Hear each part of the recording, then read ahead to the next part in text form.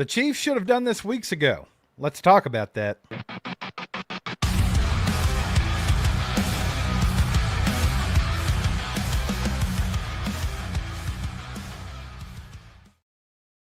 Chiefs Kingdom, ACU crew. Let's get ready to suck it. How we doing, ladies and gentlemen? How's everybody doing? Let's talk a little Chiefs football, baby. We're 0-2. Get pumped. Let's go. Get excited.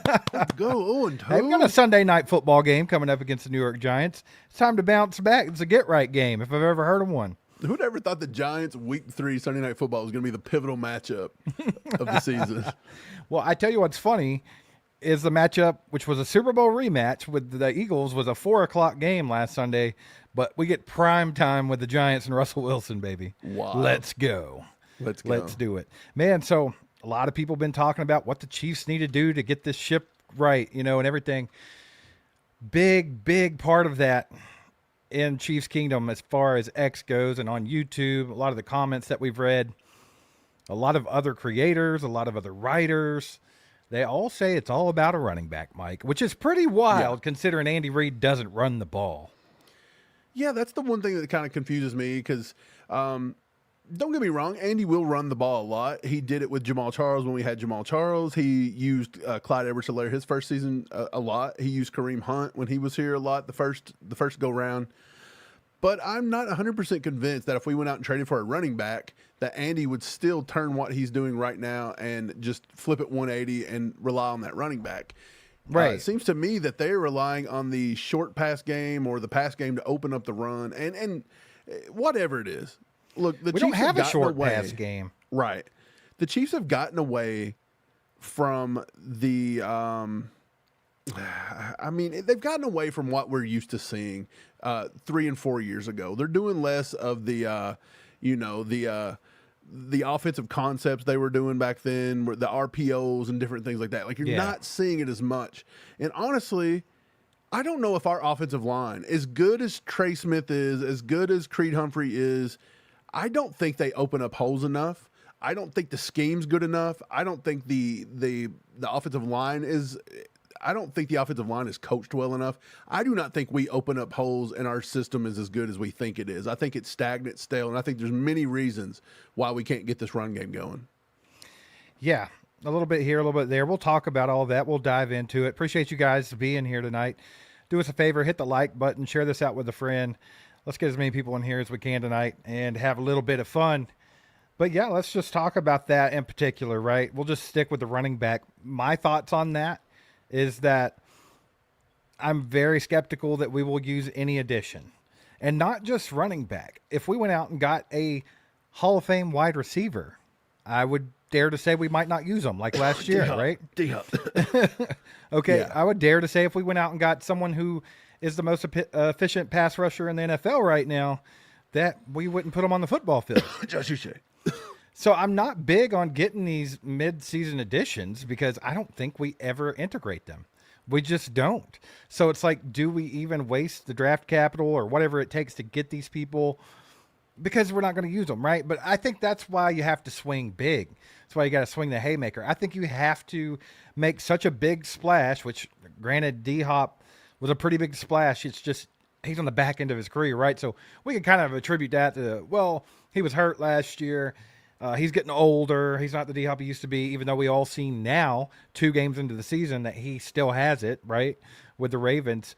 But let's just say we got to swing big. We got to get a big-time, game-changing running back, right? I think that's what might force Andy Reid's hand into utilizing a running back.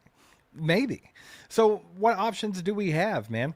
Me and you came up with an idea about a week ago, put it on a video, said that, everyone's, first of all, Tyreek Hill trade is heating up. So keep a lookout for that one, just in case. You never know, because I do feel like if they do trade him, which now they're willing to talk all of a sudden. Now they don't care. Uh-oh. So here's my thing. If he gets traded, there's a good chance there could be a reunion. There's a good chance they could try to figure something out, right?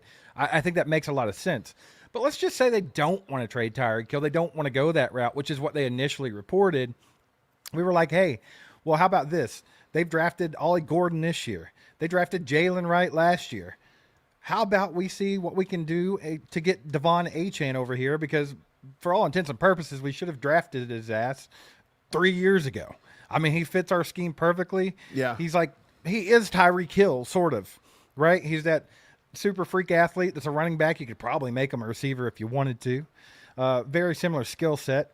So we thought maybe you could kick the tires on that. But what would you have to get up to get a Devon Achane? Because they're using him a lot. He's getting about 20 carries a game right now. Right. Well, you seen tonight, the game's still going versus the Bills. The Bills are probably going to hang on and win this, and the Dolphins are going to start 0-3. And look, I think that there's a lot of people there that's in trouble. I think they're going to start cleaning house there pretty soon. And if the GM were to go, and if they were to get rid of the coach and some of the coordinators, look, a lot of people we had posted this up. Yes, we had posted this up on X just tonight. We were like, "Hey, should the Chiefs call about Devon Achane?" And a couple smart asses on there, people in Chief Kingdom don't understand real trade candidates. And it's like, look, we understand that they use him a lot, and we understand he's good. But look, are you really going to just hang on to everything you have during the middle of a rebuild to a rookie running back on a rookie contract with nothing else around him? No way. They would give him up for look, he's not going to come for cheap, but I would be willing to give up a decent draft pick. I think they play ball with somewhere around a second or third round draft pick. And honestly, I would definitely probably do that to get somebody like a Devon Achane. Yeah. That's the same as going out and getting like a Jahmyr Gibbs that we missed on. That's the same as missing 100%. Out on Travion Henderson this year. He's that caliber of athlete. Right. And I would probably do that. And then this is what Fox Sports actually said about it. I'll bring this up. Said if the Dolphins are thinking they'll reset at all 3 spots at the end of the season, which is what I just said, they're in for a massive rebuild. And what's the point of having a nifty, shifty, speedy running back in his prime when you're headed to the basement of the NFL? Hint, there isn't one. It might make some sense to get draft picks out of Achane rather than paying him big money or taking what you can get in the compensatory pick formula in free agency, which is exactly what me and you were talking about earlier this week. And then we've seen it today that there's a few other, channels and creators thinking they've come up with this big idea. And we're like, hey, we were on this weeks ago. Yeah. Well, let's talk about this, right? The big thing all offseason and into the season has been we need a big-time running back. We need a playmaker. We need blah, blah, blah. Well, I mean, if anyone of you guys have been watching this channel for a couple years now, we said that they should probably try to get Jahmyr Gibbs. We talked about that. We've been knowing this, right? Yeah. So ahead of the game by a couple years, it seems. Steve, you've primarily been the one that's been on the running back train. You really wanted Jahmyr Gibbs. You wanted Devon Achane. You said, I think you were even bringing it up last year, maybe the year before, how we should go out and try to go get Alvin Kamara. Yes. And now that was a big one today. Lance, our boy Lance the Spoken, actually put up something today, and we'll show that tweet in a minute. And he says we should go get Kamara because you can get him for cheap. We've been on this over and over. What's the one side of the ball I was preaching on? We need a pass rush. I've been saying this for years, and we can't get it. So me and you both, look, we both just got to go in, hijack Brett Veach's office, and shut the door and make some phone calls. Right. Well, it is what it is. I mean, we're not always right, but we're right more than we get credit for, I think. Yeah, we're not always right. I'd say we're ahead of the curve. I'd say 2 or 3% of the time we're probably wrong. We're in tune. Man, Mike, I pulled out a piece of paper. I'm going to have to send it to you. But it was my draft picks from 2018, 19, I can't remember what year. It might have been 2020. I had us picking Amon-Ra St. Brown. I had us picking all these nice pieces. I'll have to show it to you because you're going to be like, geez. That's bro. Wild. Yeah, it's crazy. But anyway, let's get back to the running back thing. First of all, let's start with the Devon Achane. You already brought up what they had to say about it and kind of your thoughts. My thoughts are this. He is the closest thing you're going to get to a Tyreek Hill athlete-wise if you don't go get Tyreek Hill, right? Of course, he's a running back. Tyreek Hill's converted running back to wide receiver. But I think Achane is the guy that you would keep at running back because he kills it. And he's also one of the best receiving backs in the NFL right now. I mean, everyone that plays fantasy football knows if you're in a PFF league, you better go get Devon Achane because he's going to rack up, right? This kid would fit in. It would give us the wrinkle that we've been missing since Jerick McKinnon. But on top of that, it would also give us an elite guy that you can give the ball to 3 downs, if you want to. He can do a lot of things. That's a big one to look at. And like you said, the Dolphins suck. The Dolphins are trash. There's nothing left. You're jumping ship on Tua. He's not it. You're jumping ship on Tyreek Hill because he's always in trouble and he's too much money and he's not really helping a team that's Right. in shambles. So, I mean, I think it's a definite one to look at, right? And like you said, some of the smart asses over on X, Chiefs Kingdom don't even know what would be a reasonable trade. And let me tell you, we talk about this, and we're going to talk about Alvin Kamara in a minute, and a couple other ideas, right? But the most likely, which I responded to the jackass on X, Brett Veach style, let's go give a 6th-round pick for Dameon Pierce from Tampa Bay because he could have been good. He was a high draft pick. Maybe he can be good here. Tampa Bay? Pretty sure that's who's got him right now. He's been in the Texans. No, brother. I think he's with Tampa Bay, and I'm pretty sure he was a healthy scratch last week. Okay? I mean, so yeah. That's something that Brett Veach would look at. So I'm sure that'll be on X about a week from now. So mark that down in your little book. But let's talk about Alvin Kamara because you brought him up, right? Right. This is something I've been bringing up for a couple of years because I think the Saints are in a similar position. They're not good. They're just really not good. Alvin Kamara is not in his prime, by the way. He's on the back end of it. He's getting older. He's Kareem Hunt's age. So, I mean, I think he's 30. So he's only got a couple years left where he's going to be playing at elite level. What do they need him for? They don't need him for anything. They just, but we don't need him for that long. We need him for a 1-year rental. Yes. Just the rest of the year. Exactly. Maybe next year. You know, maybe we could do something like we did with Hollywood Brown where it's like, here's this year. Let's re-sign you to another 1 year. That's just I see Ray saying HN not looking good versus the Bills. No one on that team is going to look good because the team as a whole is trash. So you got to pull the pieces out and think of what they could look like in a different offense. But Alvin Kamara, we'll bring him up. I brought this up weeks ago, right? I was like, maybe they could go out and try this because the Saints could use some help. They could use some help as far as draft capital because they're rebuilding too. But Kamara rushed for 950 yards last season. So keep that in mind. Just a shade under 1,000-yard season. 6 touchdowns on 228 carries. So pretty damn efficient. Excuse me. He also had 543 receiving yards and 2 touchdowns on 68 receptions. So he's kind of Devon Achane in a nutshell if he was older and a little less athletic, right? So it's both guys that are very dynamic that can give you 2 things the Chiefs are missing right now. And I think that's a good thing to look at. What did Lance have to say about it? Okay, I'll bring him up. This is what Lance tweeted. He said trading for Kamara would cost the Chiefs less than $3 million in the 2025 season, $11 million in 2026. However, if they were to release him after this 2025 season, they would only suffer a $3 million dead cap hit. This is on his current contract, which means if he comes over and doesn't restructure. The Saints know they don't have the leverage given his $18 million due on their books in 2026, which is what the Saints would owe him $18 million next year if they don't get rid of him. This is a move the Chiefs should make. Steve, we've said this for years. You can go back and look, not even this past offseason, the offseason before that, we were calling for it, and we said that you could probably restructure that. Right. I totally believe that Alvin Kamara is a guy that could come over here and in the Andy Reid offense, he could still be effective for a year. You could maybe get this cat to sign for 2 or 3 more years if he's very efficient, and he could turn into the Jerick McKinnon that we've missed for the past, 2 seasons now. He could be that guy going forward. We could extend his career for 4, 5, 6 more years running that Jerick McKinnon role, and he is very capable of doing that, and he's dangerous at it. So I love both of them. Devon Achane is somebody that you would want to go get if you wanted to build around a running back and make him a high priority. Now, the Chiefs aren't going to do that, so you would have to keep him on this rookie deal.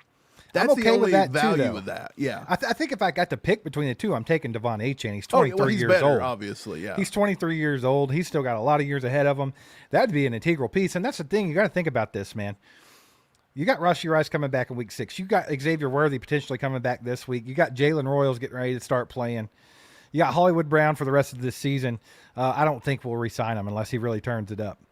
But you have all kinds of pieces in the receiving game, right? You get tight end right. You find somebody that can be the Travis Kelce successor. If you have an elite running back, like your offense is pretty golden, especially when you look at how they've restructured the offensive line. Because so far, Josh Simmons has been a hit. So far, Kingsley Suamataia looks like he's getting better and better. I think once you the right tackle position, I think it's kind of where you're like, whatever, because Jawan Taylor's probably not coming back after the season, right? Because it's our out in his contract. So we'll see how they handle that. But I'm not as much worried about a right tackle as I am the left side. And I think that's what we improved on. But this, Can I tell you, I'm more worried about the coaching on the offensive line than the players we have. of course, that's a Mike. That's a story for another time. I think we all know how sketchy Yeah. that is, right? But I think I would take HN. I think that's the one I would try for. If you can't get him, the Dolphins don't want to play ball, call it the Saints. See what you can do there. Jeff Shirk, been a member for 5 months now, says I'd take Devon HN over Tyreek.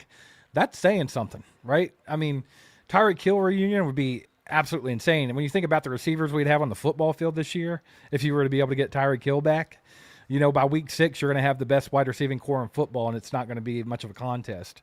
So I think that's something to think about too. But Devon Achane, I think, is more longevity. He's going to be a little bit cheaper than Tyreek Hill. And I think he fills a definite need for this team. Godplar with a 5 bomb says, what about trading for Achane? I think we gave you all that you wanted about that, baby. Appreciate the 5 bomb, though. Thanks so much for the support. And then Flapjack with the 10 says, this team won't get better until this O-line starts showing up. Anyone else feel players aren't being held accountable? Watch all 22, and hell, Travis half-ass blocking for a team captain is pathetic. So Travis has got a lot to step up and do, right? He's got to eliminate the mental mistakes. He's got to start doing this kind of stuff. I've noticed it too, Flapjack. He's not wanting to block at all. We're getting to a point where it's like Travis is still good, but he's not the Travis that we all have known and loved for the last, 10 years or whatever. So, I mean, I'm with you. Now, the offensive line, Mike, you mentioned too that you think that there could be some improvement there. I think I'm with you too, but I think that the way that they're progressing right now, I think by week 8, they should look pretty solid, I would think. So far, Kingsley's probably your weak link, but I think he's coming along pretty decent at guard. I mean, we're what, 2 games in with him playing guard? Yeah, look, Kingsley just week to week has to hang on. Like, you just can't do nothing crazy. Right. But look, you mentioned it. Josh Simmons looks like he's the real deal. He looks really good. Go back to the very first year of Creed Humphrey and even Trey Smith. Those two, it seems like in short situations and everything, even those two, as good as they are, they do not seem to open up big holes on short yardage. They just don't do it. This is why we've always struggled on these short yardage situations. That's why Andy, I think, gets cued a lot. They're just not those road grader type. Like, they're perfect for what we do, which is maybe the move a lot, zone stuff. Now, look, I know Trey Smith can do it. Probably more than Creed would be a road grader, in my opinion. I think Trey Smith's built for that a little better. But they just don't seem to do that. Because if you think about it, Creed Humphrey, arguably the best center in football. Trey Smith was the highest paid guy. That lasted all of about 5 or 6 weeks. He's not now, but he's still up there. He's a top 5, top 6. No matter who you talk to, he's going to be up there. Those two should be able to open up any kind of hole on a 1 yard. We should be able to run the tush push the same way with those two guys. Right. But we don't. We struggle, and those two often let a lot of stuff. Now, here's my thing. I think a lot of it is blocking scheme. I don't think the blocking scheme's done. I don't think it's taught well.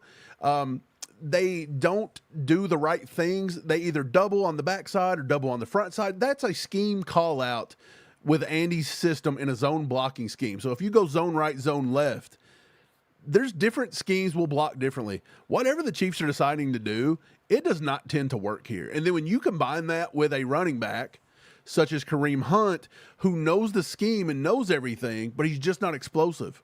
Or then you give it to Pacheco, who is decently explosive, but this guy couldn't see a hole if a donut hit him in the eye. He couldn't see it. So it's just one of those things where we've got to get a little better on that. But yes, I'm with you, Flapjack. I do think the offensive line has its problems. And I'm telling you right now, Andy Reid has got to start looking to clean house.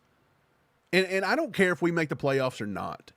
It's got to a point to where Nagy is becoming a little bit of a problem. No matter how you look at it, Andy Heck is not doing all that great on the offensive line. We have these same problems every year. I think you got to start getting some new blood in here on some of these positional coachings. coaching pieces. Right. Well, I think you can still make the playoffs and still make the adjustments there.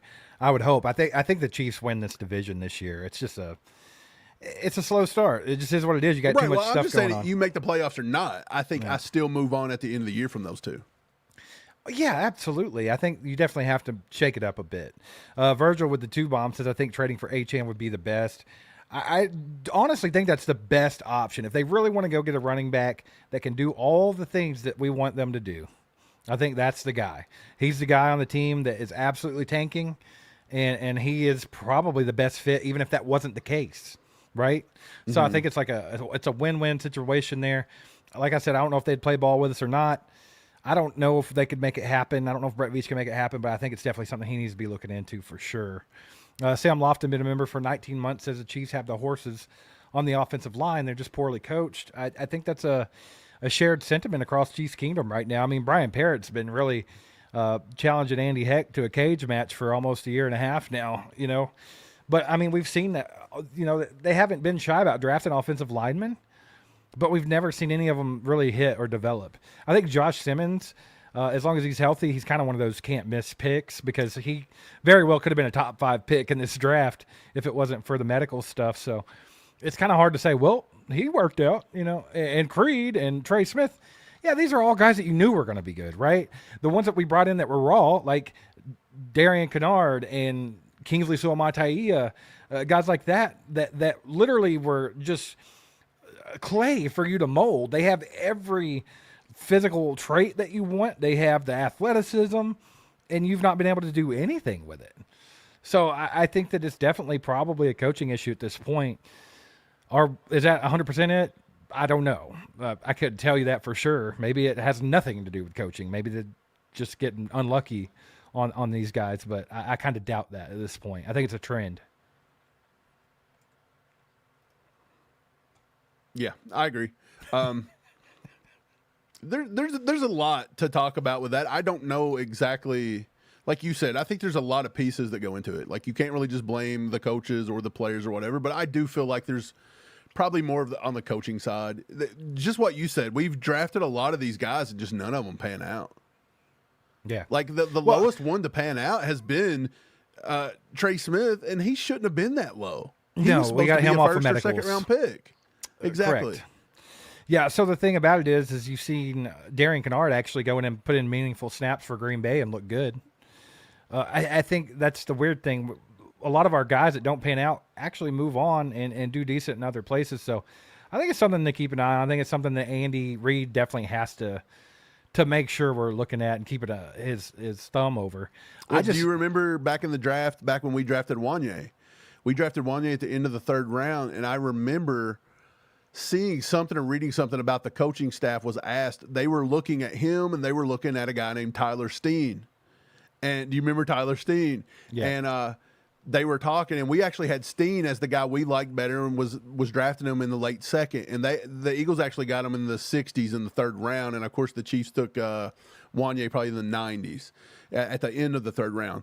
But the thing about it is that our coaches, after watching all the film and stuff, thought that Wanye Morris was better than Tyler Steen. And we've seen what we've got out of Morris. Mike. And Tyler Steen, if you want to see somebody destroy people the other day, go watch that kid playing now guard for the Eagles. Watch all 22 of him. He looks very good. And it's like, okay, if Wanye was better, then why is Tyler Steen in the same amount of time now starting and Wanye's not? This is a coaching issue or something's not developing these guys properly. Once again, I'd just like to point out that if you go back to all Chiefs Up's mock draft, we actually had them picking Tyler Steen. Yeah. If you remember. I do. I swear, I think, like, as dumb as we are and as goofy as we are and as redneck in Kentucky as we are, I still think that maybe Brett Veach should hire us on the side. For a little advice. There is no other person that talks about the Chiefs. I don't care who you. I don't care if you're on 810. I don't care if you're on ESPN. I don't care where you are. I would be willing to bet that if you looked over the last 3 to 4 years of the draft since we've started this, nobody has hit as high as we have.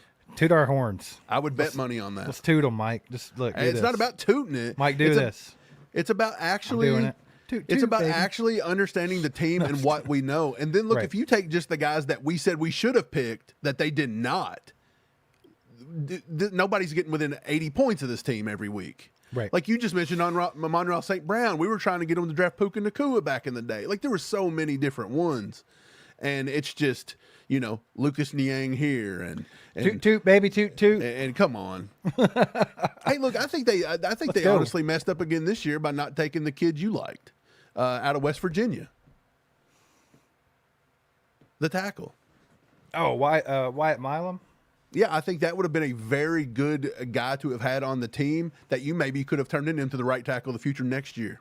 And I think you would have hit on that one. And that we're talking about an undersized left tackle that gave up zero sacks his entire college career. And look, he could have been a road grader of a left guard.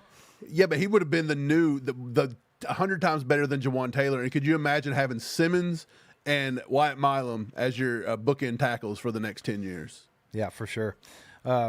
Mike, I hear a train rolling in. Do you hear it in the distance? Train. Oh, there it is. Shout out our girl Brenda with the 5 gifted memberships. Let's freaking go. It's a way to get this thing started. Thank you, Brenda. Thank you. Appreciate you. Brenda's an OG. We say this every time, but I like to point it out because Brenda's one of those people that's been with us since we started. And we very, very much appreciate that. Guys, while we're talking about, this, I'll go ahead and throw this out here. If we could just get you to like this stream, take 2 seconds, go like it. That would help us tremendously. YouTube. Yeah. YouTube is YouTubing. We're it's under the season. Tremendous attack here. It's always, bro. Every time the season starts, YouTube does something. I don't know what we did to YouTube, but they just we get treated like shit. Like we're the redheaded stepchild of YouTube. It's strange. Every football season, they come up with something crazy. If you notice, there's other channels that are doing Profit X. Okay, I'll say it. I don't care. Ban me, YouTube. Okay, but they're doing this as a sponsor. Okay, me and Mike got that sponsorship as well. We were going to make a decent chunk of change that could supplement to where we could actually keep growing this channel and doing what we're supposed to do. And no. Wait, you can't do that. Let's delete your videos, take your money, and tell you that you're against YouTube guidelines, even though everybody else on the platform that's doing it is not. Right, and if you continue to do it, you're scratching the entire channel. Right. Like it's gone. So think about this. They said that that was not Google certified, that ProfitX is not Google certified. Okay. Keep in mind. Okay, cool. That's what it is in your guidelines. Okay, fair enough. But why is everybody else doing it? Okay. Yeah, why do they continue to get to do it? Well, let's take it a step further. I was watching a YouTube video yesterday, and guess what ad popped up? Bet365. This was an ad popped in by YouTube, by Google, like one of the automatic ads. Bet365 is also a gambling website, a sports book that is not Google certified. So they can use it and everybody else can use it, but we can't. So anyway, that's my rant for the day. In case you didn't know, now you know. By the way, Steve, a lot of these are not Google certified. Underdog Sports is not Google certified. Of course. You should not be able to do Underdog. There's a lot of these by YouTube guidelines, but everybody's allowed to play by different rules than your boys all chiefed up. And when we try to get an answer, you get to the point to where we ask the question, so why is everybody else allowed to do it? And instantly we get the same generated response every time. Yeah, We're for sure. But anyway, the point was not to complain about that again, but I wanted to fill in people that did not know that. But that being said, and they've totally shadow banned our channel again. Right. They do this every time. A lot of people are asking too. They're saying that RGR is doing Profit X, and yes, we've talked to Ryan Tracy about this. Like we did not want Ryan and RGR to get in trouble. We have spoke about this on the back end. If Ryan and them continue to do it, and they was to get hammered for it, that's on them because we gave them a warning. As much as people want to say that there's a big thing against all these channels and we're all out to fight each other, that's not the case. I spoke to Ryan immediately and was like, hey, man, watch out for Profit X. I don't want your channel to get hit like we did. So, but anyway, that being said, if you get some kind of a YouTube strike or a warning or anything, they shadow ban your channel. They say that's not a thing. It is. That's why you can see that there's a whole grand total of 175 Chiefs fans in here tonight, which is a far cry from the usual during a football season. But it is what it is. We just need you guys to help us out, basically is what I was asking. Hit the like button. If you see videos that we put out, just watch them, like it, comment, that kind of stuff, just to try to break out of the little funk that they like to put us in. So shout out Perry with the 10 bomb, baby. He says, love the channel, love the content. Keep the dream alive, Michael. You know, it is frustrating. It's very discouraging. Yeah. When you have to deal with this every football season and Me you're and a Steve football talked channel. about this. Yeah, We talked about this last night. Like this is our 4th year becoming a channel. The first year we were kind of unknown.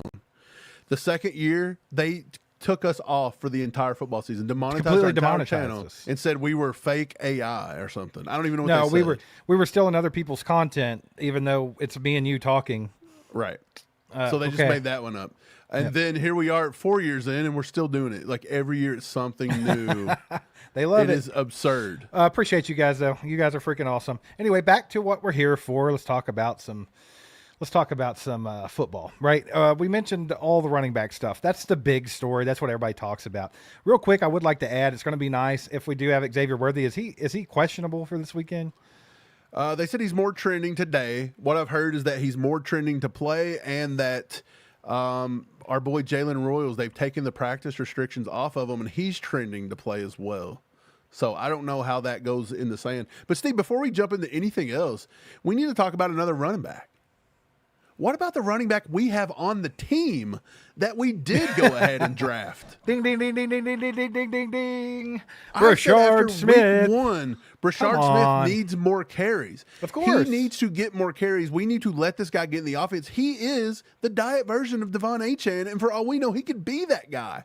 But they won't give it to him. This is what Nagy had to say. Listen to this one. Matt, for Brashard Smith and Robert Tunyon, how do you work at integrating them in the weeks ahead here to get them touches and targets? Both really good players. Both have packages, and they understand too that they're both next man up mentality. So you look at our tight end room, and Bobby's done a great job. What's Nagy going to talk about their packages? He's a vet. I don't he's like done that. a lot of good stuff for us. So there's a lot of trust. First thing I noticed, bro. And then with Brashard, he's learning still. So I think he's at a good pace right now. And then we'll continue to keep him in some packages and keep changing up what we do with him. And he's really growing. So I like both of those guys. I like both of those guys. Look, Nagy. Well, let's use them. Let's do it. Oh, Steve, me and you've been saying to use this kid from week 1. It was obvious that Pacheco. Not just us. I feel like everybody's right. been on that. Yeah. Look, Pacheco's vision's just not there. Kareem Hunt's just get a little older. We've got to get Brashard Smith in here playing more. And look, I get what he's saying. Well, he's got to learn. His package is growing. That's a little weird on his part. Spirit of Philly here knows what we're talking about. Right. So, look, he's got to get it together on that. Steve, Pacheco was a 7th-round pick that come in from day 1 and played pretty early.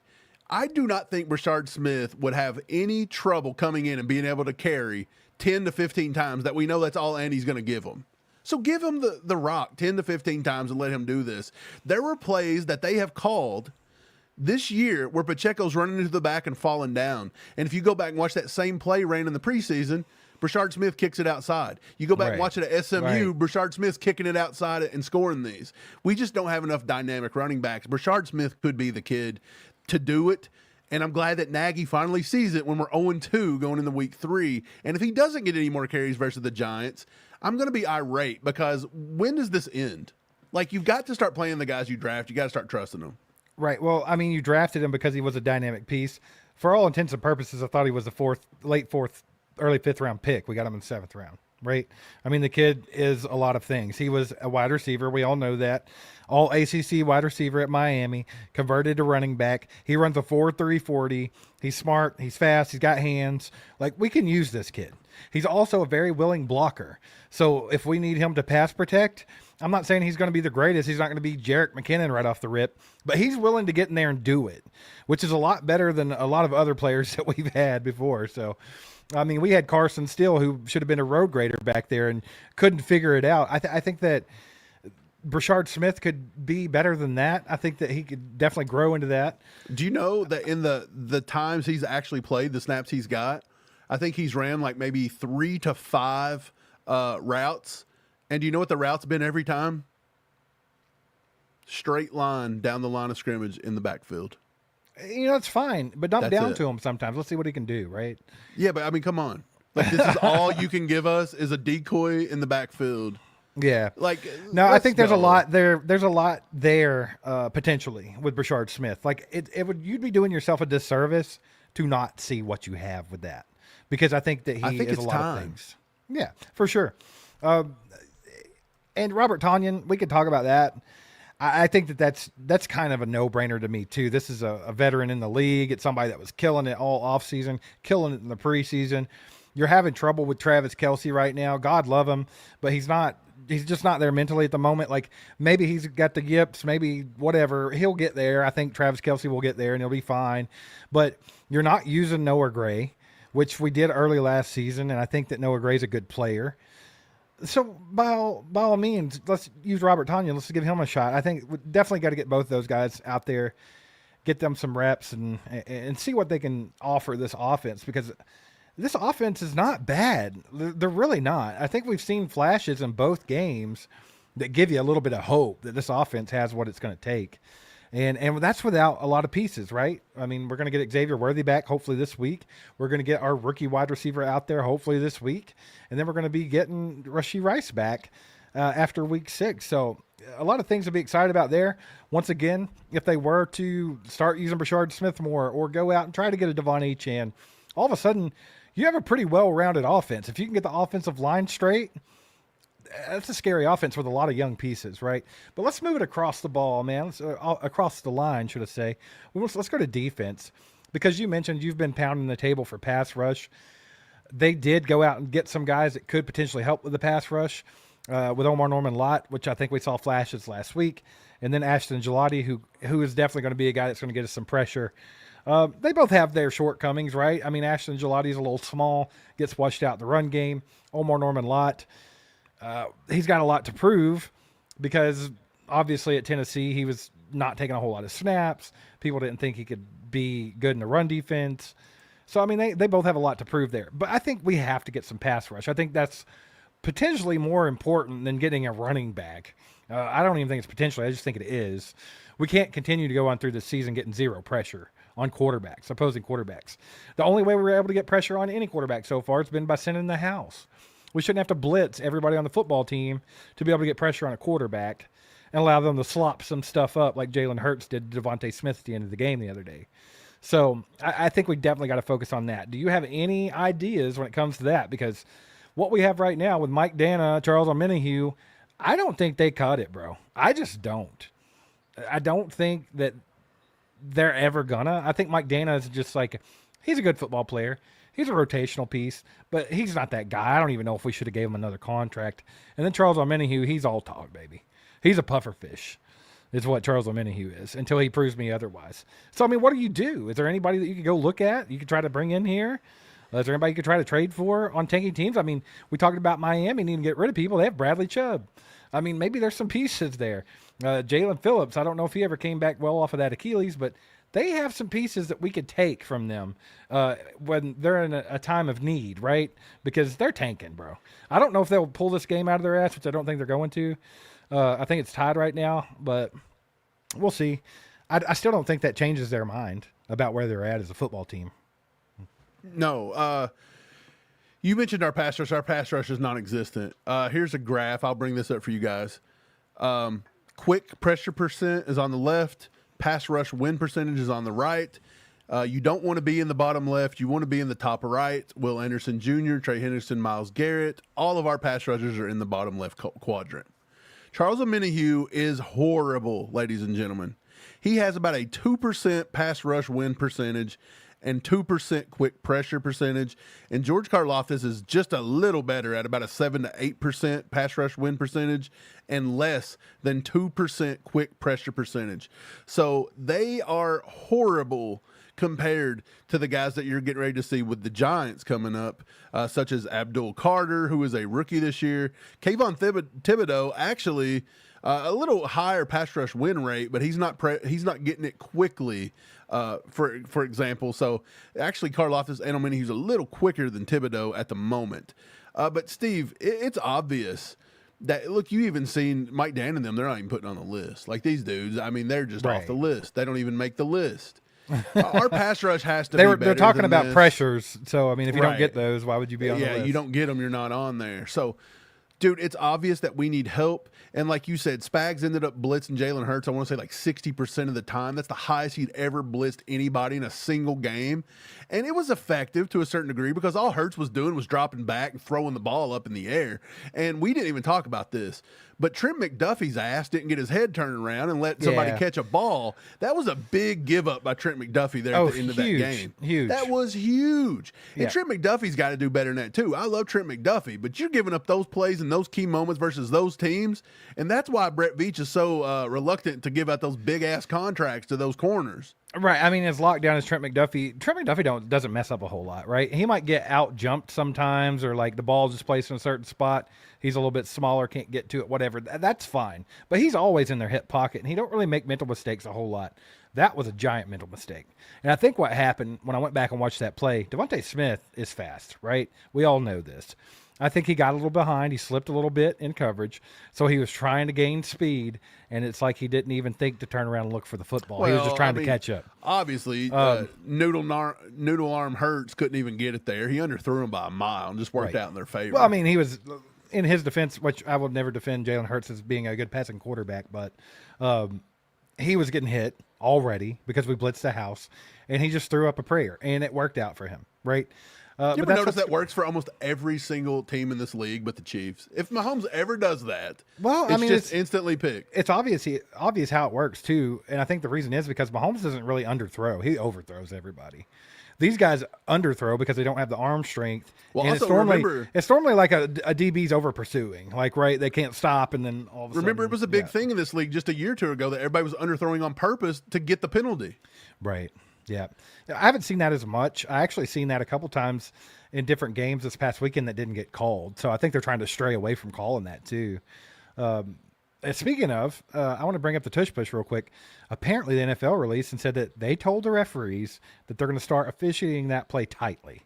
That if they're offsides or they're illegal formation, whatever it might be, call it. So we'll see how that goes. But anyway, yeah, our defense needs some help, right? They really do. And I think the biggest help to the young DBs is going to be a pass rush, pressure on the quarterback, right? That's where it all starts. I mean, you're kind of wasting Chris Jones because he's, he gets doubled and tripled a lot. And obviously Chris Jones, I think, could do better in his one-on-one situations. I do. But Karlaftis, man, he's kind of a one-trick pony. He's going to bull rush you. And I feel Karlaftis not...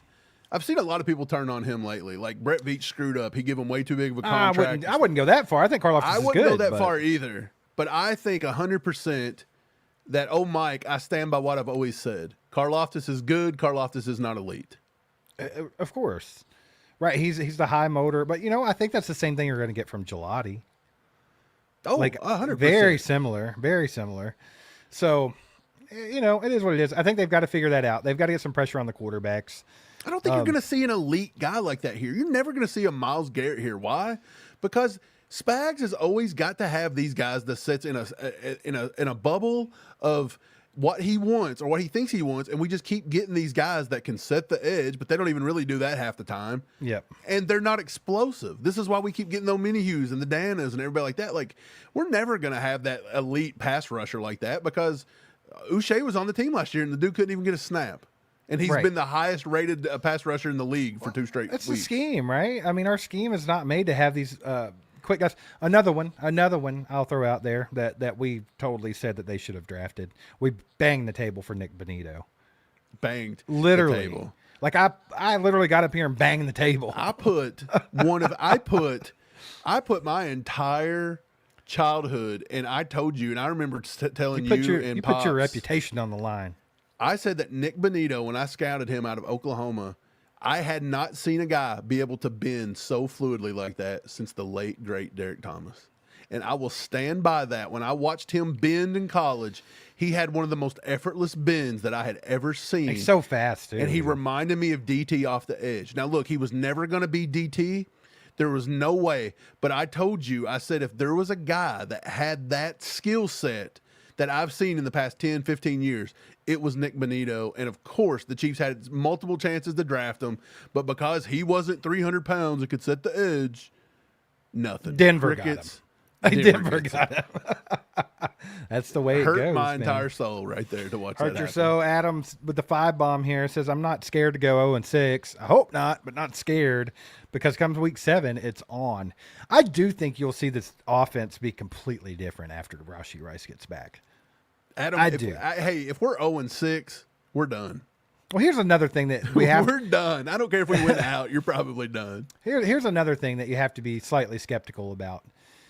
We're very excited to get Rashee Rice back in this offense, but let's keep in mind, we've not seen Rashee Rice at full go since that injury. Yeah, we've seen him in camp. We've seen him in preseason. Yeah. So, I mean, let's hope he's what he has always been or more. But we have to see it first. But again, we're super excited about it. He may not even be that effective if we can't figure out this run game. I think he can be effective. I think that pass game alone, like standalone, even if Andy decides to be a slap nut and only run the ball 5 times a game, I think this offense can still be pretty dynamic without a good run game. Now, that being said, I think to be a Super Bowl winning team, you got to have some defense, and you're going to have a pass rush, and you're going to have some sort of a run game. You have to have those. Right. So I just think now when Rashee Rice gets back, all of a sudden, if you can get Travis Kelce's head out of his butt, and then you're talking about Xavier Worthy out there with Hollywood, and hopefully Jalen Royals pans out. You got a lot of weapons. Right. You got a lot of weapons, and then after they trade for Tyreek Hill, it's really going to be insane. Appreciate the 5, Adam. Got a 5 from our boy Ron here. Says, I think our only hope of the tush push getting banned is that the Eagles have to play Josh Allen. 100%. That's what happens. But we don't want that to happen. We don't want Josh Allen to make it to a Super Bowl. And I don't think they play each other this year. Honestly, I mean, if the Chiefs ran it and we actually did it a little bit We're not gonna do successfully, and that. you did it versus the Bills, I think you don't the have to Chiefs- run it. Here's my thing, though. You do not have to run that with Patrick Mahomes. Like, almost every guy on this team at a skill position has probably played quarterback at one point in their life. How hard is it to take a snap and just fall forward? Yeah. It's not. I I mean, feel like let's- Noah Gray would be great at running it. Yeah, I mean, honestly, it's pretty early manish, right? It is, Steve. It's an early. So man easy a kind of caveman play. could do it, right? He said, "Ooga ooga ball, fire." But here's the thing, Fall. though. How effective is it going to continue to be when you're not allowed to cheat, though? If they really were to not let them line up in a legal formation, Yeah, I'm curious. they weren't allowed to jump early, then can it be stopped a little more often? Because it's been stopped anyway a few times. And let's be honest, yes, the Eagles are the best at running that play, but it's because they run it 12% of their plays. Like the Bills do it, but they don't do it that often. That's how they got stuffed. That's how they lost the AFC Championship game last year, was trying that play. And it didn't work out. So, I mean, yes, the Eagles are the best at it, but the Eagles are the ones that have mastered the cheatingness of the play, right? And what they can get away with. They push the boundaries, which you can get mad at that if you want, or you could say, hey, cheat to win, baby, Eddie Guerrero style. But I mean, I'll obviously say this. Going back and looking at that game, the Chiefs didn't lose because of that play. No, absolutely Like, not. yes, in certain situations, it gets annoying that you just can't stop it. Or, like, even the time that Sirianni challenged and didn't win the challenge, and you're like, why is he trying to challenge? And then he turns around and does the tush push and gets it again for no reason. Yeah. It didn't make sense. When Nick Bolton come across and hit to give him the free play. So it's like, I guess he just wanted 5 extra seconds on the clock. It didn't make any sense.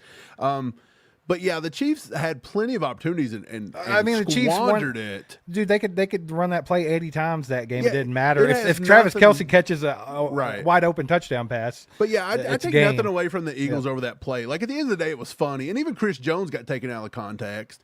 He wasn't talking about them running that play 7 times. They're trying to say it looked like He was talking about the broke inside him. zone run He's there. talking about something totally different. And see Yeah. how people want to push narratives. And again, if this were the Chiefs over the past 2 to 3, just look at the Chiefs dynasty and ask yourselves how fast this play would have been banned if the Chiefs had been doing this for the last 5 years. Not only banned, but it would have also been nothing but a bunch of turds online talking about it, right? Like, The Eagles fans that are just tearing up every comment section to defend it now would Yeah. be the same ones that hated it. Come on. look, brother. It's wild. Eagles fans, respectable Eagles fans, if those exist, which I know like maybe one, but I can name maybe they 2 or will tell 3. you straight to your face, like, yeah, they're going to have to do something about that play because it is cheating. Like, Yeah. straight up. I've heard that. I heard that from an Eagles fan tonight, actually. Yeah, I heard it from an Eagles fan the day of the game. And the funny thing was, he was sitting next to a Packers fan, and the Packers fan was like, "Yeah, it's cheating," and we were just laughing about it. It's funny, right? And of course, I was getting all the jokes, and they just kept showing me memes of the Chiefs being 0-2. Right. And they're like, "You're the only Chief fan I know Hey, that's actually a real Chief fan." And tell I'm like, me, "Shut up." tell me you don't know football without telling me you don't know football. Here's Brag about another the thing, Chiefs too. being 0-2 and act like that's a big deal. Yeah, the Chiefs being 0-2 and stuff, like, people are really coming at me and like just they're trying to rub it in and be funny. What's wrong with them? Well, I mean, they'll come to me and they're like, Yeah, all right, I promise. 0-2. But I'm like, well, I mean, come on. Like, look how dominant the Chiefs have been since Patrick Mahomes. Like, 0-2 is big. Everybody thinks the Chiefs are, like, done. It's Like, crazy. They've never seen the If Chiefs that lose. doesn't tell you how good the Chiefs have been for the Yes. last 8 years, I don't know what does. Like, the guy actually, I laughed and I was like, oh, like, I've never been here before being a lifelong Chiefs fan. And he laughed Right. and he was like, yeah, but I've not had a chance to say this in years. And I was like, okay, cool. I respect it. And I wasn't mad about it. I take that from everybody pretty good. For me, though, it's just one of those things where, like, I always just hated it. And I don't want to do it with the Eagles, too, to be honest.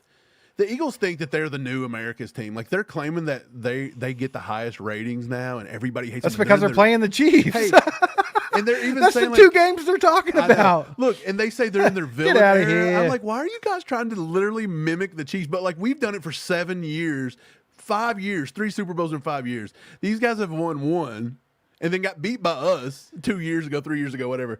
But like, they're literally like trying to make themselves super relevant. But like, the thing is like, I'm not going to undermine and say what you all said to us. Like, for the last 5 years, everybody said the Chiefs have only been good or anything because of a league-wide thing where the Conspiracy officials theory. and the NFL just loves us and lets us win every game. And it's like, come on, I'm not going to demean what the Eagles have accomplished because the Eagles beat us fair and square. And whether they won it by a point or 10 points, it's big for a team to come in and beat a team as good as Patrick Mahomes and the In Chiefs Arrowhead. in Arrowhead at opening week. You got to give them some credit, and I give them credit for Well, it. 100%. I don't think it's any. I don't think it's a debate. They have the best roster, top to bottom. Right? The I Eagles? think, yeah, they just do. Now, I mean, the Packers are coming on. I will tell you this real quick. EJ here saying that they lost by a combined 10 points. to 2 Absolutely, points. EJ. Yeah, ridiculous. But yeah, that's how much. I think laughing Whatever. on the Chiefs, being an Eagles fan or being anybody, you're kind of undermining yourself to be like, the Chiefs suck now, but it's like, yeah, but they beat you. So Can I bring are up you something? Not good? Do you remember that chart you brought up for Which the one? pass rush just now, like maybe 20 minutes ago? Yeah, what about it? Okay, well, I saw a chart This that's one? just like this, but it's Okay. quarterbacks, and the bottom line was how long they have to throw the football. So how good is their protection? Okay. And then the upside of the chart was how many or what was the average pass attempt by that quarterback as far Yeah. as yardage goes. And would you like to hear how unserious Jalen Hurts is as a quarterback? I mean, 3.25 seconds on average to throw the football. 3.25 seconds on average to throw the football. So that has got to be by far the best offensive line. Ian, can you bring up that chart for us, buddy? I have it. I just don't want to upload it right now. I mean, geez. Thanks, Ian. Oh, you found There it. you go. So check this out. Look at this dude. 3.25 seconds. And his then average distance of throws under 4 yards. Yeah, what the hell? Like, this guy's not real life. Hey, bro. Don't tell me he's... That's check down merchant like you That's wouldn't believe. crazy, dude. It's Dude, wild. wait, is he under 4 yards? Yeah, that line's 4 yards. That's where it starts. So 3.25 seconds and his average pass is 3 yards. it's probably like 3.8, something like that. That is disgustingly bad. Honestly, though, look at Mahomes. He's right in that middle quadrant, always almost dead center of the chart, which means that Patrick Mahomes is average, league average, perfect on time to throw, which means our offensive line has gotten a little better, and his average distance is actually ticked up above 6. That's probably about right for Mahomes. Like I don't think he's actually let the deep ball go as much as he needs to. Oh, no, Like, they definitely I need to want take to more see shots. Mahomes. Look, the fact that Bryce Young, Baker Mayfield, and Daniel Jones has a higher average distance to throw, and they've got about the same amount of time in the pocket. Even look at Dak up there. Is there anybody with more self-confidence that's undeservingly than Dak Prescott at playing the quarterback position? Well, I mean, That guy is let's be wild. honest here, though. I think their offense is not usually the problem. But look, I'm telling you, Mahomes' average distance to throw is always going to be low because Mahomes takes non-tight window throws. That's just the way it is. But He doesn't force it. 3.25 seconds to throw Right. 3 yards. Like, do you realize Justin Fields throws for 5 more yards than you on average? But here's what I'll say. And he's a running back. That's through 2 weeks this year. And you got to give props to the Chiefs DBs because as bad as they looked in week 1, they were lights out in week 2, man. Jalen Watson was the highest rated defender per PFF on the team with like an 80. Jalen Watson, baby. We Jalen called him Watson, out, too. We said, yeah, hey, buddy. We called his ass out in week 1. He responded in week 2. Props to him. And this is how do he's it. got us feeling right now. Oh, got him a little horned up in the nipples, huh? Yeah. Watson's got us working. Good grief. We're at a very unserious. We're the Jalen Hurts of YouTube channels. I know. People hate it. Buck and Bob with a 20 bomb says, finally watching a live show. It's been been busy. I will say I went to the live first things first in KC and met a dozen or so Eagles fans. They were super nice. Reminding me the turds in the comments are the minority. I don't know if I'd go as far as saying minority. But I think I think every team has some good fans and some bad ones, right? Yeah. But I mean, they have isn't that- slowly taken over. I think The Bengals I is think bad. You guys hit the nail on the head. In the day and age of just social media making the entire culture in the entire world just a worse place to be, you're hitting the nail on the head. When you meet somebody in person, they don't act like they do online because they course don't want not. to get smacked. And Right. here's the thing, people will act more like a civilized human. Now, go to Philly, find out how good it is. I don't know Yes. about it, but The I'll whole say this, city like, smells like piss, too. Just disclaimer. dude, hey, I do want to go to Philly though at some point and just try the cheese And steaks. just- I've heard they're just amazing. Just smell that piss, buddy. Get you a deep breath. Isn't there like some good pizza there too? Flapjack. Maybe. Flapjack, I doubt that. Flapjack with the 5 bomb says free 4 is a dumb T-shirt. Priorities or focus on this team is sad. So, okay, I'm okay with the shirts as a funny little haha free 4. That's okay. But given the game it was, I feel like the focus should have been elsewhere. Other than what T-shirt we're all going to wear pregame. Right? I'm with you on that. Who all wore it? Because they only show Tyquan Thornton and Kelsey. I'm not for sure. Even if it was just those two, And they here's had the better other thing, things to too. think about. Yeah, and, They both dropped passes. Every single person though tried to make that like a big deal. Like all these nerdy ass talking heads out here, like that sends the wrong message. He could have drove 119 hurt people. It's like, bro, they're not condoning that. Like they're basically saying the league tried to put him on a 10-game suspension, and I think it was just like a joke, all in good fun, right? Yeah. Hey, Bob, I bet we've done 125. Fly, Eagles, fly. Go, Birds. Like, it's probably the most. They've definitely taken over the Bengals' most annoying fan base. I've honestly 100%. I just let them talk. Like I thought I it was don't funny, care. dude. We put up. Okay, look, the game. Oh, I know you guys have watched it, surely, or maybe not because YouTube's been blocking us. But if you follow us on YouTube, we'll put the same shorts up here over there. So after the game, I was talking about the old butt plug play, and. Dude, Boy, on they are- Facebook, people fight, dude. Facebook is like the sewer of the internet. Hey, 500,000 plays on that bad boy on Facebook. It's and up every to 800,000. Okay, we're almost to 1 million. Okay, almost 1 million plays on Facebook, and almost every comment is a really butthurt Eagles fan that you mentioned, dude. it, brother. And dude, Whatever. The I Chiefs give, suck. him, I give him a shout out in the comments, and I was like, "Thank you guys for making us successful. We're very rich thanks to that." Which Yes, we're thank not, but it's funny. It just makes them think that that like, they're helping us along. It cracks me up. Yeah, but I mean, it is what it is, and they that's the thing. They can talk all they want about the Super Bowl. They absolutely kicked our ass. Right? The Chiefs didn't show up. They didn't even show Oh up. yeah, for sure. Should it have been that? No, but it was that day. Man, they're better than we are right now. They beat us 3 games in a row? True, but it's really hard for you to get on and talk a lot of shit when the Chiefs, for all intents and purposes, had that game in the bag. And That team should've won. Travis Kelce fumbled. The Yeah, they bag. had their chances. Yeah, I mean for that's sure. football though. You got to take advantage of it. Right. Well, that's how the Chiefs have been winning a lot. Right, is winning those types of games. It's a double-edged sword, man. But I That's tell how you we one won thing- 15 last year. I know we don't have a whole lot more time here tonight. So real quick, want to say I appreciate all you guys. You guys are awesome. Thanks for all the donos.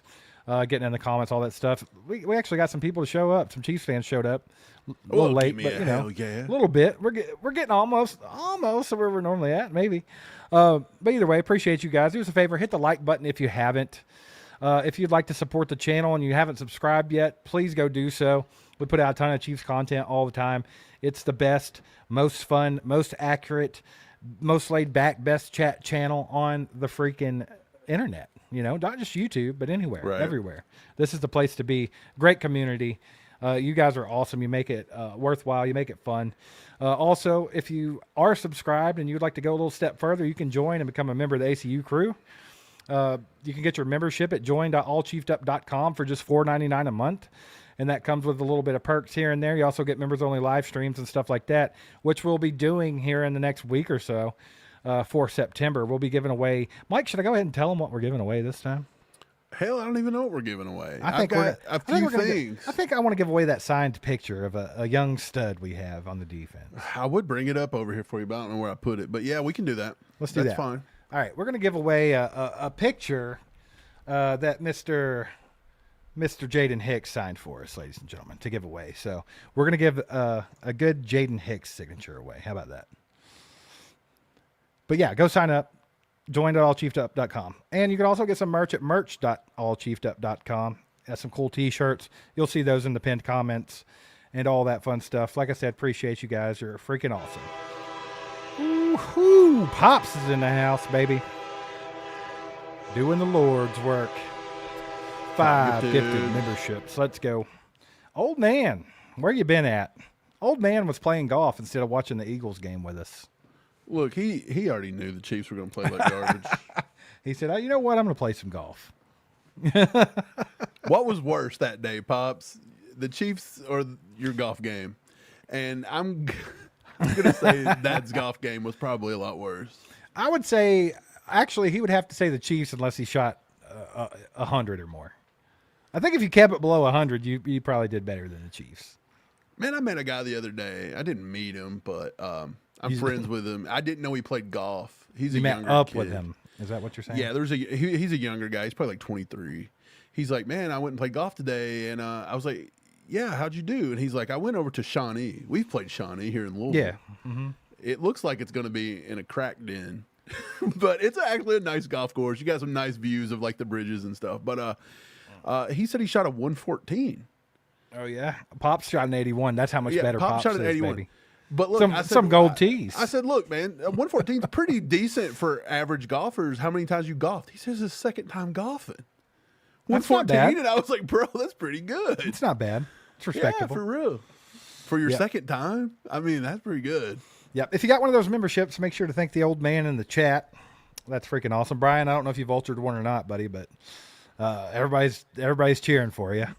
Did he get it? I Did don't Brian know. get one? I don't think so. He said this. He said, "Whew." Vulch. He may have Vulch. got one. I don't think so, man. All I see is a wrench by his name. I don't see the. Do you I see don't it? know either, Yeah, but yeah. he- He don't. He don't have it. Sorry, Brian. Dang. Brian, you're gonna have to do the $4.99, brother. Slayman Sammy says Dolphins lost. So Yeah. the game's over. Game over. Hey, fire sale, Fire baby. sale. Get rid of them. We'll take Bradley Chubb or Jalen Phillips. We'll take Tyreek Hill and Devon Achane. I don't want Just bring 'em Just all. give me A-Chan. Yeah, Actually, I would take.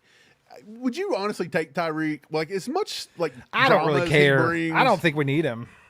Yeah. I mean, the kid. It's a mixed bag there. Night Haunter says Achane about to be a Chief, baby.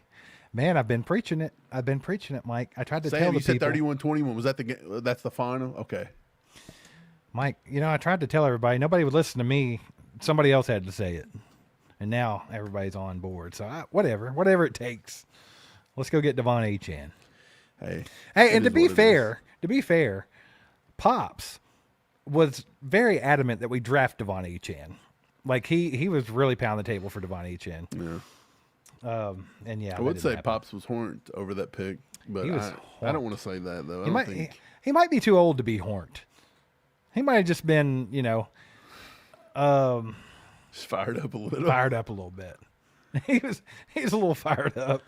Hey man, I just read a stat today. It said that Chiefs have played Russell Wilson 5 times in the past 3 seasons, and we've sacked him 25 times during For the those love 5 of God, games. could we please sack him? I would love to So see some this pass rush. week, maybe the pass rush, maybe Charles Omenihu can do something. Oh, Hey, if Pops. Charles Omenihu doesn't get a sack this week, can we buy a billboard in Kansas City to piss him off? It just says like a milk carton with his name on it. Be like, "Where's Omenihu?" Brother. Dude, he would probably firebomb our entire channel. He's very full of himself. He would challenge you to a fight. He probably would. Like, I have nothing against the guy, but come on, he talks a big As game. much trash as he's talked, I expect That's what him I'm to be better. saying. Like, bro, come on. You talk like you play like Reggie White. You play like his grandma. Nathan Graham says the Falcons might deal a back. Maybe you could get Tyler Algier. That was a big smoke a while back. Look, I was begging for that probably, 3 weeks ago? But we welcome Kamara, the attempted murderer. What were you talking about, Brian Parrott? Sure, we'll take him. Bring him on. We had the other guy that helped him on the team for years, Chris Lamons, and he didn't even contribute much. Yeah, We did, didn't we? yeah. I mean, if we could let Chris Lamons get man. away with it, we could take Alvin Kamara. Look, him and Rashid's going to have a fun time. Just pair them up. It's like the Batman and Robin. Hey, baby, crime. here it is. Here's the comment of the day. Wizzy McBride says they have a running back. His name is PM15. You know it as well as I do. Do you know he's the leading rusher in football right now? Among quarterbacks. Among Yeah. quarterbacks. Dude, that's sad, but I just think it's because Pat's had to put him on his back and do what he's had to do. I think that's just Right. a sheer thing of like Patrick Mahomes had to go get it, and he did it. When we get our whole receiving core, if just please, sweet baby Jesus, if we could just please have a fully healthy wide receiving core for the rest of the season after Rashee Rice gets back from his suspension. Thank you. Amen. You have to think, man, Patrick Mahomes could actually find a lot more lanes to run with that kind of receiving core. Well, You got that's what Tyquan happened. Thornton. Yeah. You got Hollywood Brown. You got Xavier Worthy all running 4.2 speed out there. You could stretch that field like crazy. Rashee Rice, Travis Kelce can take care of the middle of the field. They're not going to be able. Mike, are they going to have to put a spy on Patrick Mahomes? If you have to, Are they going to have to spy on Patrick Mahomes? If Patrick Mahomes, this could be the most brilliant thing Patrick Mahomes has ever had to do. If you can waste a defender to become a QB spy on Patrick Mahomes, he is going to eat everything up. So this may be brilliant. Maybe he's going to do this for 3 or 4 weeks, get a spy committed to him, and boom, done. Yep. Nathan Just goes Graham says crazy. Kingsley is making sure Pat can't and won't get comfortable. I think give it some time, man. Give it some time. If we get towards the end of the season and it's still a big deal, then Steve, did you know Pat is on pace to be a 1,000-yard rusher yes. right now? I thought he already rushed for 1,000. He's almost hit it. What are we talking about? He's at 627 yards rushing in 2 weeks. It's pretty wild out there. I've seen a lot of people bring this up in the chat too. I'd like to touch on it for a second. We were talking about running backs earlier. We said we wanted to see Brashard Smith. Let's just say they don't go outside and pick somebody up, which is probably not going to happen. But you don't get your Devon Achane, you don't get your Alvin Kamara, you don't get anything shiny toy. Which we won't. So we got to use Brashard Smith, right? But a lot of people in the chat has been saying, hey, why can't we just call up CEH out of the practice squad? Like, nobody said that. I've seen 3 people say it.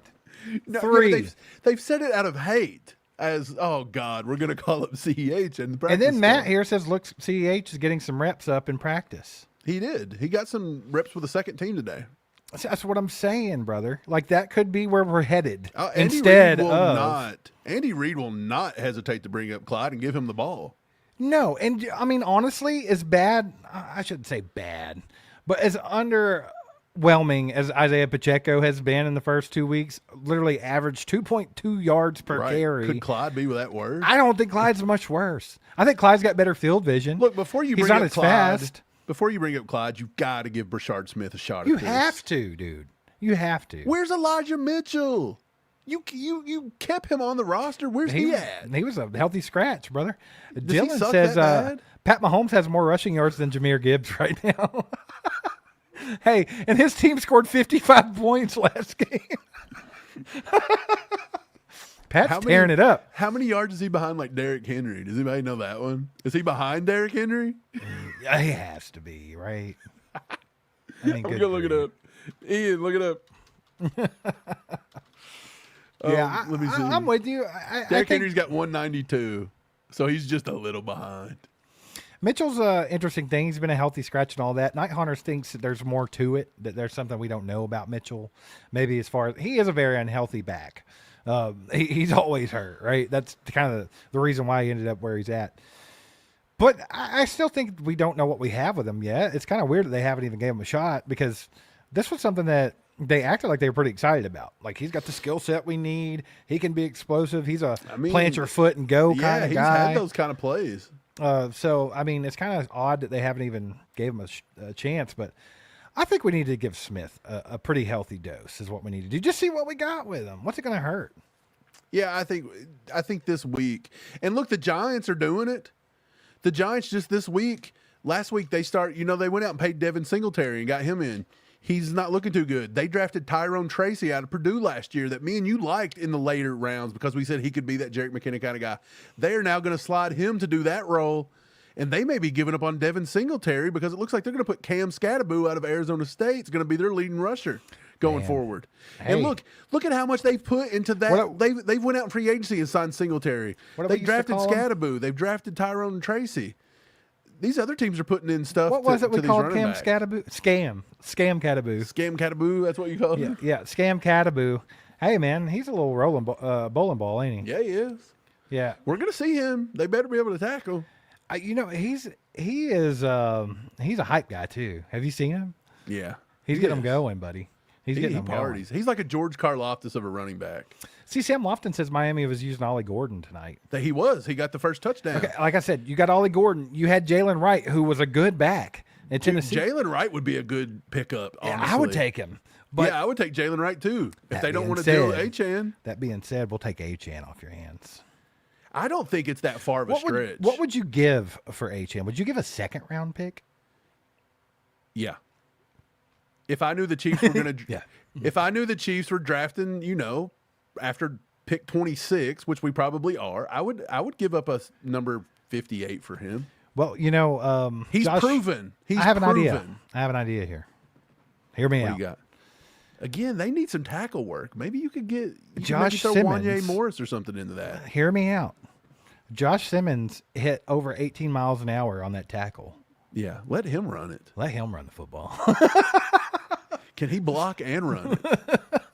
We don't even need a left tackle if we're going to hand him the ball off. He's going to truck people. Put Bring him him in on. on a tush push. But look, he's not the guy that takes it. Noah Gray takes the tush push, and when he gets going, Josh Simmons is running 18 miles an hour, just hits the pile. He was hauling, bro. He may run right through poor Noah Gray. He pulled a DK Metcalf. Dude, that would be epic if somebody took that play and the Josh Simmons play and put them together in like one of those graphics where they run together and shows their top speed. That would be I think sick, DK dude. Metcalf hit like 23 miles an hour. Dude, he ain't 300 pounds.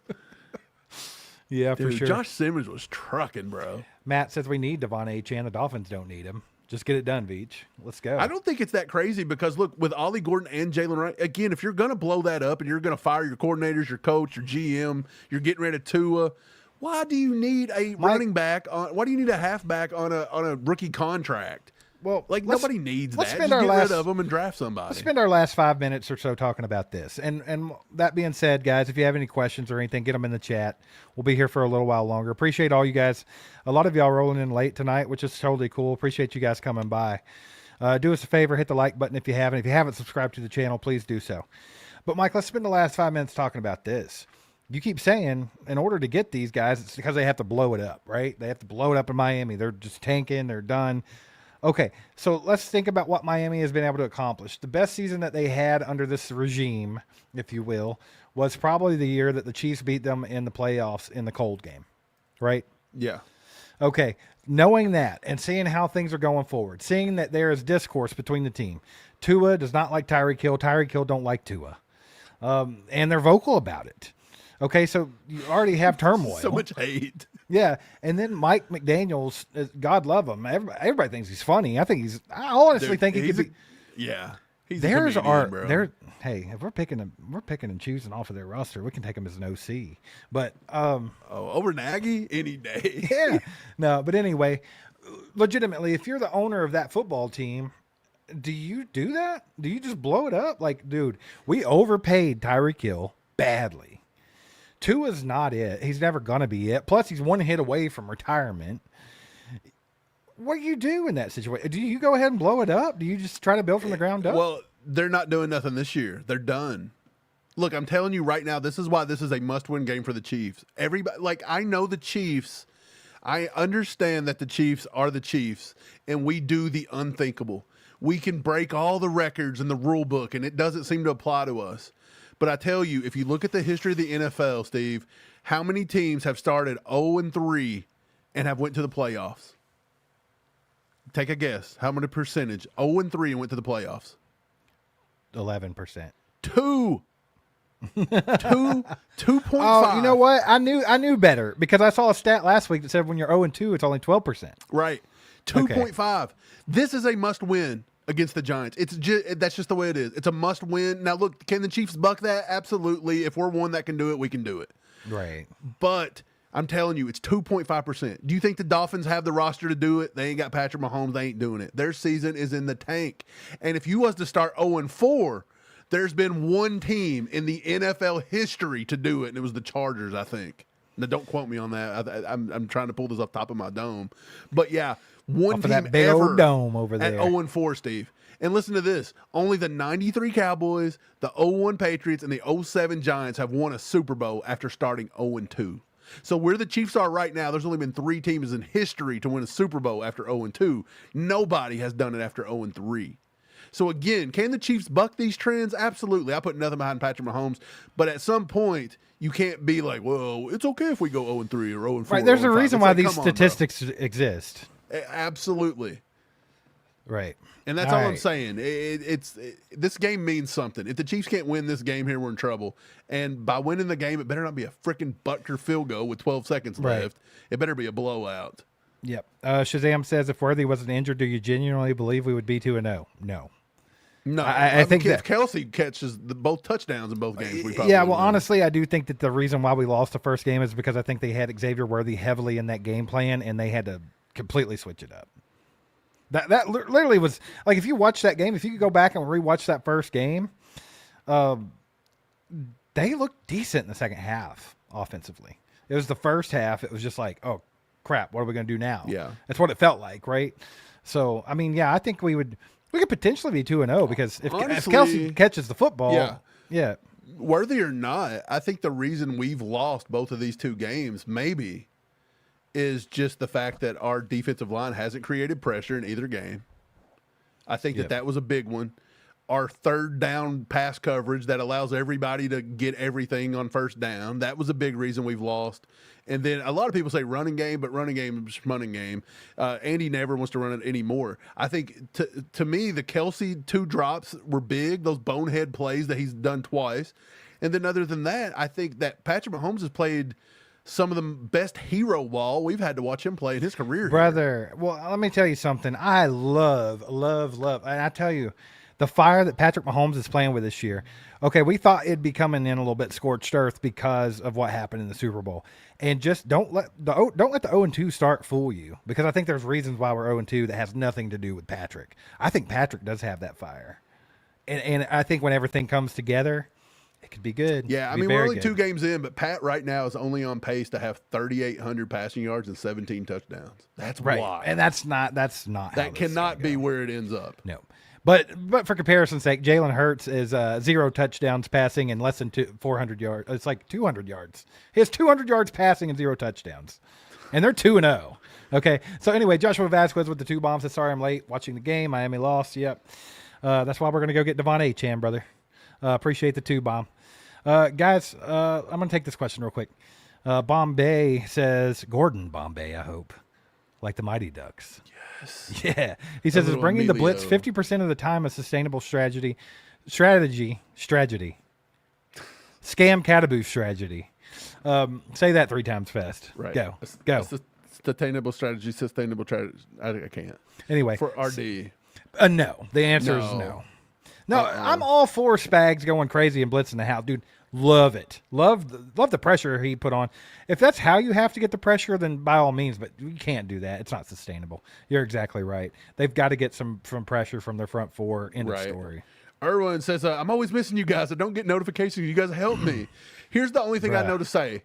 Number one, go ahead and find the bell and click it off and click it back on. Maybe try that. And then make sure if you're on iPhone, I'm not for sure with like Samsung's because I haven't had one in like 5 years. But on iPhone, you actually have to go to your notifications and settings and go find YouTube and make sure that you're allowed to have YouTube settings. Notifications on. You got to have the YouTube notifications through your phone. So if that's on and you've got them on YouTube, and then there's just nothing we can do about it. YouTube one other thing that I'll throw out there, and I know this isn't much help, but we will be live on Thursday nights and Sunday nights, and or after the game. Yeah. After the game. So if it's Thursday, Sunday, we're going to be live. If the Chiefs play on a different day, we're going to be live that night too. So just keep that in mind. And we're always on about, I would say 8 to 9 Central Time, somewhere in that range. So just keep that in mind. I know it sucks trying to, be like we used to be back in the day where we didn't rely on our phones to keep up with everything for us. But I don't know. For some reason, we have a lot of trouble with notifications. YouTube hates us. We know this. Nothing new. Nothing new here. All right, man. Throat's getting a little scratchy. I'm getting a little sick. Don't know what the deal is. But oh, no. I feel like there's a new this has COVID been going variant called the I scratchy kind of feel throat. like that. It's called the scratchy throat variant. Look, Well, I have it. I have it. No, I'm telling you, if that's really, if that's true, that's what I've had. I just give you medical anxiety, and you just. No, like honestly, if that's really what it is, then I've had it because the last 3 days, 4 days, I feel like I'm in a space, and my throat is so scratchy, like I'm about to lose my voice right now. Bro, do you have it? Stream. Yeah, straight up, dude. Well, now you got to stay in your house. You don't have to go to work tomorrow. That's a lie. It's not 2020 anymore, brother. You still got to go to work. Still got to go to work. Appreciate all you guys, by the way. Thanks for all the donos, gifted memberships, and all that fun stuff. Thanks for another good stream. Appreciate you guys being so vocal in the chat. It's always a fun time talking with you guys. Real quick before we go, Metal Rocker with the freaking 10 bomb. Let's go. Says, hey, Mike and Steve, love that you guys are being the types of fans the kingdom needs. And I'm a huge fan of the channel with you guys on everything. Want Beach to do something. I appreciate that, man. We try to keep it 100 around here, right? Like we're just fans, just like everybody else. We're not claiming that we're the people from 810 Sports who went to college to talk about whatever on the radio with our radio voices. We're also not $1 million corporation like KCSN. We're not a lot of things, but we're true fans. We're going to tell you what we're thinking. We're very candid. And it just is what it is. If you like anything with a little bit of emotion to it and you don't like to have smoke blown up your ass, and I think this is definitely the channel to be at. And I appreciate that you appreciate us. Appreciate you. Steve Buck and Bob with another 5 says, if Chiefs can't get pressure on New York's line, we are effed. Yeah, I mean, honestly, we've got to get some pressure on the quarterback because Russell Wilson's going to throw up moon balls. And Malik Neighbors and Wandale are no joke, bro. Wandale Robinson's been looking really good this year. Oh, it's another one, Mike. It's another one I had the Chiefs taken. Steve, just stop. You're going to make yourself go crazy. Appreciate the 5 bomb, brother. Thanks, Bob. I think it's Steve, Bob. they're telling you to just go gargle some warm salt water is what they're saying. That's a good idea. You think it'll work for me? It will definitely help. Bob, yeah. Hey, Bob's got the radio voice. I can't do the Bob voice. I don't have it either. Look, Bob man, taught us that one time. I have this much testosterone in my body to where I look like my chest is a carpet, like I'm Austin Powers. But I don't have enough. Kelsey. But I don't have enough testosterone to have the Bob voice. I can't do it either. The Bob voice. It's the deepest of all deep voices. I can't do it. Bob's got the voice of like a Morgan Freeman, Liam Neeson, like any kind of like James Earl Jones, if you will. Like he's got one of those. It's just it's a 1 in a million, man. You're the man.